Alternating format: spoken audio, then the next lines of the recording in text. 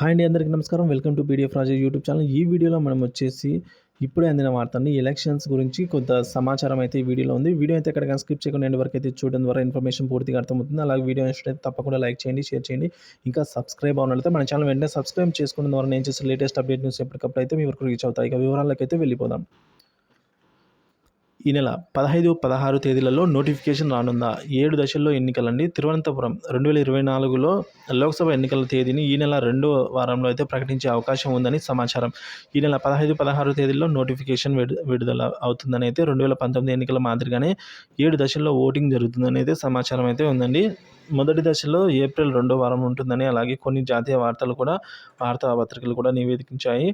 So ఈ నెల 19న అయితే ప్రణాళిక నిబంధనవళిలో అమల్లోకి రానుందని, అందుకే ప్రధాన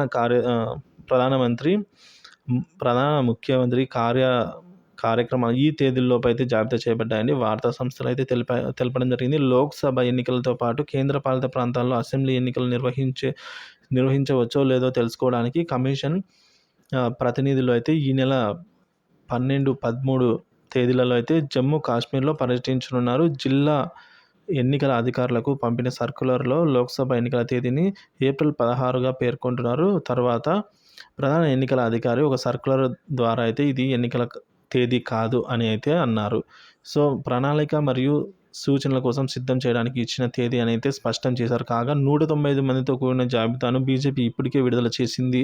అలాగే ప్రధానమంత్రి నరేంద్ర మోడీ, అమిత్ షా ఈ జాబితాలో చోటు దక్కించుకున్నారని, మరోవైపు ఇండియా నివేదిక సీట్ల పంపకం జరుగుతూ ఉన్నాయనేది తాము బీజేపీలా తొందరపడటం లేదని కాంగ్రెస్ అయితే వివరించింది. ఇక ఆమ్ ఆద్మీ పార్టీ సహా ఇతర పార్టీలు తమ అభ్యర్థుల ప్రకటనలు అయితే ప్రకటించేశాయండి. కేరళ, తమిళనాడు రాష్ట్రాల్లో అభ్యర్థుల జాబితాను వామపక్షాలు ఇప్పటికే అయితే విడుదల చేయడం జరిగింది. సో ఏపీ ఎలక్షన్స్ గురించి కూడా మనం ఒకసారి చూసుకున్నట్లయితే ఈ నెల నోటిఫికేషన్ అయితే రానుందండి. సో తొందరలో అయితే ఎలక్షన్స్ జరగబోతున్నాయి. ఈ ఎస్ఎస్సి ఎగ్జామ్స్ ఏవైతే ఉన్నాయో ఈ నెల మొత్తం 30 వరకు ఎస్ఎస్సి ఎగ్జామ్స్ అయితే పూర్తవుతాయి. సో దాని తర్వాత ఎలక్షన్ నోటిఫికేషన్ అయితే మనకు తప్పనిసరిగా రానుందండి.